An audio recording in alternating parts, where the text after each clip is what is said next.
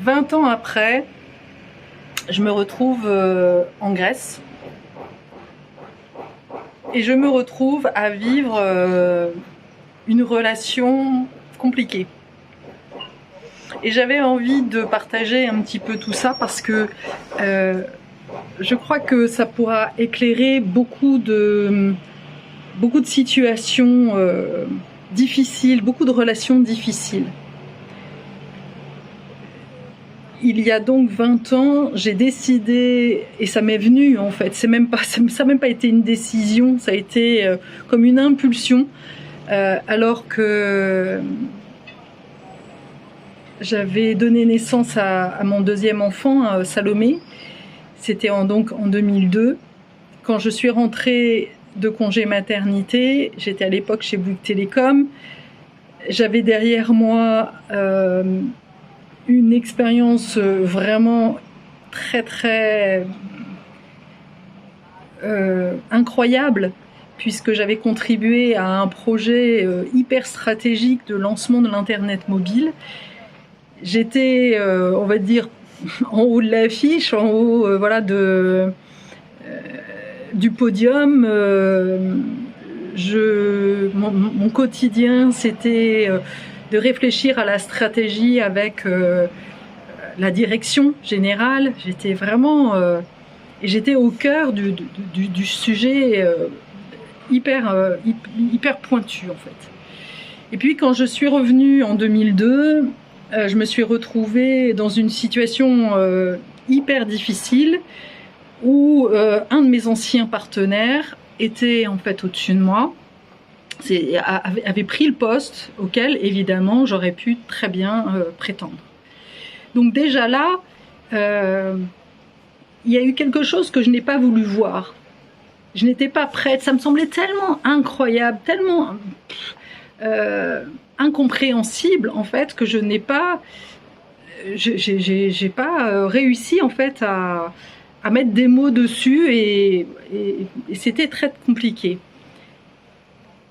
Mais à la place, il y a quelque chose qui s'est mis en œuvre, un peu par magie, une idée qui a germé, qui était de partir à l'étranger. D'où ça venait, j'en sais strictement rien. En tous les cas, c'est de là où est germée cette idée d'expatriation. Et donc, comme à l'époque, mon ex-mari travaillait, et il travaillait encore dans une boîte internationale, eh bien, le projet, il a démarré comme ça. Et finalement, on a atterri en mai 2003, en mai 2003, on a atterri donc à Athènes.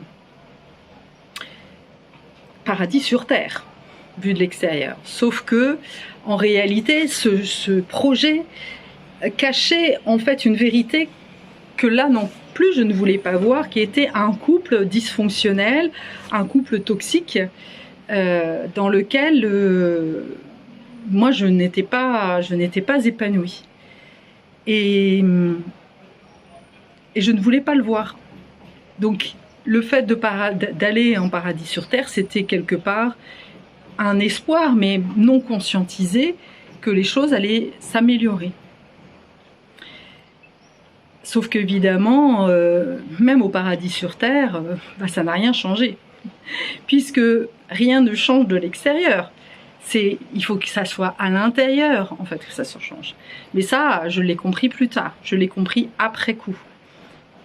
C'est au moment du divorce où justement que j'ai compris que je cherchais absolument à changer des choses vues de l'extérieur, mais que je n'acceptais pas, en fait, de voir déjà les choses. La première des étapes pour changer quelque chose, c'est déjà d'accepter de le voir. Et c'est pas donné à tout le monde. Ça, je me rends compte à quel point il y a vraiment un énorme clivage entre les personnes qui prétendent être et celles qui acceptent en fait de ne pas être parfaites. Et je vois bien en fait que moi dans mes relations, je rencontre beaucoup d'hommes et j'écoute beaucoup les hommes quand ils me disent « Ah bah oui, moi j'ai travaillé sur moi », alors en l'occurrence mon ex-mari ne travaillait absolument pas sur lui, ça je le savais, et à l'époque moi non plus, donc tout allait bien. Mais aujourd'hui, avec le recul, voilà, depuis ces 20 ans passés, j'ai eu plusieurs relations où j'ai vu que il y avait en fait comme une croyance que parce qu'on a suffisamment travaillé pour pouvoir avoir une relation saine. Et quand la relation en fait commence à devenir compliquée, au lieu en fait d'accepter, de voir le problème et d'essayer ensemble en fait de le résoudre, bien en fait on projette sur l'autre le problème et puis on reste dans cette croyance que non, moi j'ai suffisamment travaillé et que c'est toi le problème. Et là, c'est là où il y a justement pour moi une posture en tant que femme à vraiment se méfier. Parce que surtout chez les hypersensibles, on a tendance à, nous pour le coup, trop prendre les choses personnellement et de se sentir souvent la responsable, en fait, celle qui justement, et d'accepter en fait ce qu'on nous dit, d'accepter le fait que le problème vienne de nous. Et c'est ça qui va créer une faille, et c'est ça qui va être à l'origine du problème du couple, en fait. Quelque part, l'avantage, en fait, c'est que quand tu vis une relation où on te renvoie que c'est certainement que c'est toi qui es agressive, que c'est toi qui fais pas ce qu'il faut, que c'est toi qui ne sais pas profiter de la vie, que c'est toi, etc., etc. Déjà là, il y a quelque chose de dysfonctionnel. Une relation, on est deux. C'est comme si le bateau, t'es dans un bateau et qui n'avance pas, et voilà, le problème c'est le bateau. Bah oui, sauf que si y a un mauvais équipier, même s'il y a un mauvais capitaine, le bateau il avance pas non plus, quoi. Il y a le capitaine et il y a le bateau. Alors dans un couple, en l'occurrence, voilà, c'est pas vraiment comme ça. Il y a deux capitaines et deux bateaux, quoi, on pourrait dire comme ça. Et je crois vraiment qu'à un moment donné, il faut aussi sortir de l'illusion de l'amour. Qu'est-ce que l'amour? Qu'est-ce qu'une relation d'amour? C'est une question à laquelle j'ai vraiment très souvent médité. Je me suis posé beaucoup de questions par rapport à cette question de mais c'est quoi en fait l'amour? Quand je dis je t'aime à quelqu'un, ça veut dire quoi? Et je me suis rendu compte qu'il y a là encore beaucoup d'erreurs en fait. Moi, en tous les cas, quand je dis je t'aime à quelqu'un, c'est pas, ça veut pas dire je t'aime toi, mais c'est plutôt l'expression de ce que je ressens. C'est un ressenti, c'est un constat de bien-être, de bonheur, qui est quelque part le résultat d'une cohérence entre ce que j'exprime et ce que je suis. Et évidemment, quand ça vibre bien, c'est une vibration. C'est drôle parce que à ce moment-là, les cigales, là, je sais plus comment on appelle ça, bref, se sont mis à chanter. Mais oui, c'est ça. L'amour, c'est une vibration. Et finalement, même dans une relation conflictuelle, je pourrais dire je t'aime parce que si ce que je suis est en accord avec ce que je sens, ben oui, c'est en fait c'est pas je t'aime, on devrait dire je m'aime.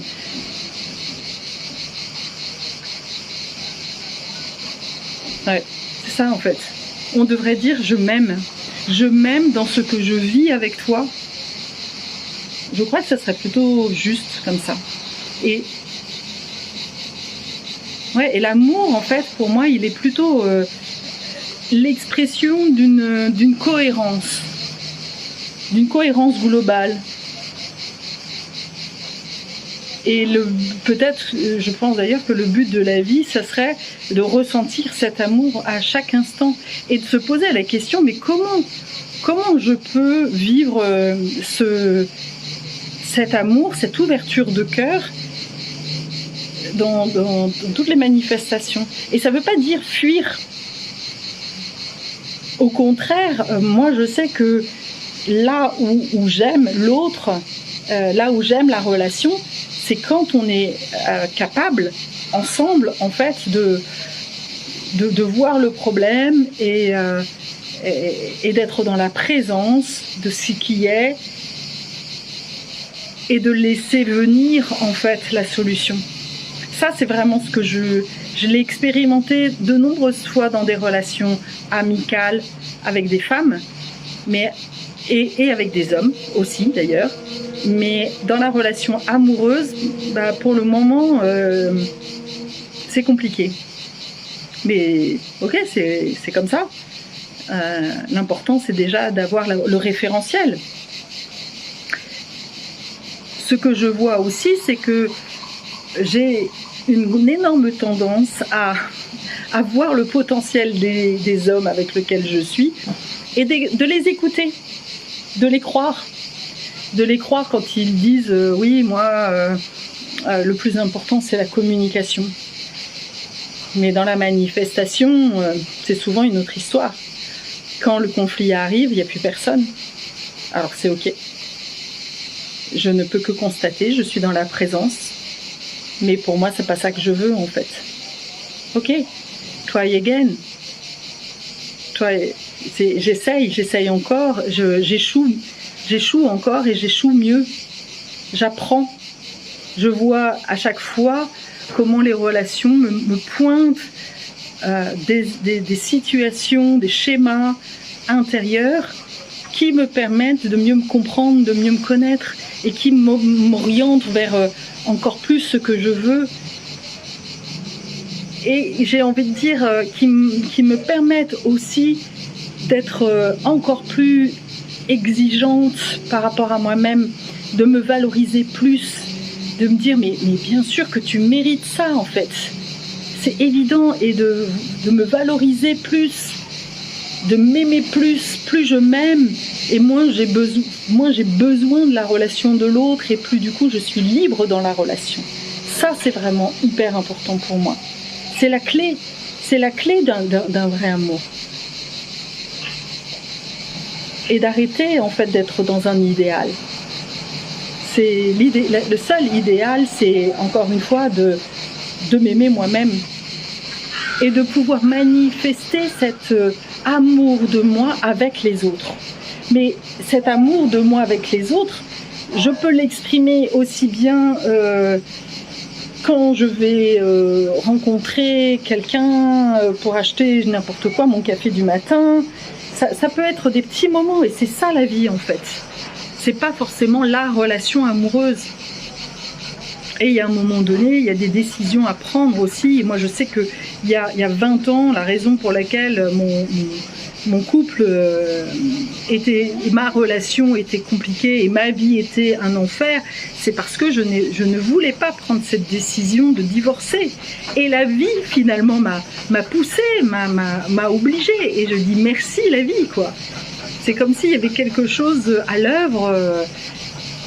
Et c'est ça qui est magnifique. Je vois à quel point le chemin que j'ai fait était parfait en fait. Même si j'ai vécu des choses très compliquées au moment de la séparation, c'était exactement ce dont j'avais besoin. Et c'est justement en étant dans la présence, dans le ressenti, c'est même pas accepter, parce que accepter, toutes les notions d'acceptation, de lâcher prise, elles sont encore du domaine du mental. il faut que tu acceptes, il faut que tu lâches prise. Non, c'est juste, ok, il faut juste être à ce qui est, et ça lâche, ça se transforme. Mais encore une fois, de refuser les choses, là ça bloque, là ça résiste, là ça commence à devenir, là c'est insupportable en fait. C'est parce que justement on ne laisse pas couler les choses, on ne laisse pas faire, on n'accepte pas de laisser mourir en fait, de mettre fin à quelque chose. On n'accepte pas que les choses ne soient pas comme on voudrait, que finalement elles deviennent encore plus compliquées. Mais quand on accepte, et là je vois en fait vraiment l'énorme changement en fait de point de vue, de façon de prendre les choses, ça n'a rien à voir. Quand j'ai divorcé, quand mon ex-mari m'a annoncé en fait qu'il était avec quelqu'un d'autre, j'ai résisté, je ne voulais pas l'accepter, je me suis accrochée à une illusion d'amour, etc. Et c'est parce que je me suis accrochée à ça que, en fait, c'est devenu une torture pour moi. Mais aujourd'hui, voilà, si la relation ne fonctionne pas, bah ok, c'est pas grave, puisque je m'aime, puisque je suis, puisque c'est ce je suis qui est le plus important, en fait. Je sais que je ne dépends de personne d'autre que de moi-même. Et donc ça change radicalement les choses. Je sais que j'ai plein d'endroits où ce que je suis rayonne et que j'ai suffisamment en fait de retour de ce que je suis pour savoir qui je suis. Enfin, je sais pas si c'est clair, mais et ça change tout. Et je crois que vraiment on a à faire ce travail de sortir en fait du besoin de la reconnaissance des autres, du miroir de l'autre. Et si ça nous rend malade, s'il y a quelque chose que l'on vit avec les autres, que ce soit professionnellement ou personnellement parlant, si ça nous rend malade, eh bien c'est que finalement on ne s'aime pas assez pour pouvoir dire stop. C'est parce que justement on se croit dépendant des autres et qu'on est dans le manque, on croit qu'on a besoin de l'autre, qu'en fait on s'empêche à être vraiment soi-même. Et là c'est le bordel. Là, c'est vraiment le bordel. Aujourd'hui, ce qui a vraiment radicalement changé chez moi en 20 ans, c'est qu'il y a 20 ans, j'étais tellement mal dans ma peau, j'étais tellement mal avec moi-même, que j'étais incapable d'accueillir, de vibrer, de profiter des instants présents, de ce que m'offrait en fait ce pays-là, de la vibration de ce que je vivais ici. J'étais mal. Aujourd'hui, quoi que je vive, en fait, je suis dans l'amour, là ça vibre, c'est waouh, je reçois, je vois la beauté, et quoi que je vive dans ma relation, c'est annexe en fait. Ça m'empêche pas de profiter, au contraire, enfin ça fait partie, ok, c'est un petit grain de sable, mais ça ne va pas... Ça ne transforme pas ma vision, ni de qui je suis surtout, ni ma vibration, ni mon rayonnement. Je continue à rayonner l'amour que je suis, même si l'autre me dit que je suis agressive ou que je suis pas comme ci, pas comme ça. Je m'en fous. Je ne suis plus dépendante de ça. Et ça, c'est la clé. Ça, c'est la clé de l'amour, en fait, d'une relation équilibrée. En tous les cas, c'est ce que je crois vraiment fondamentalement. Quel chemin. À bientôt.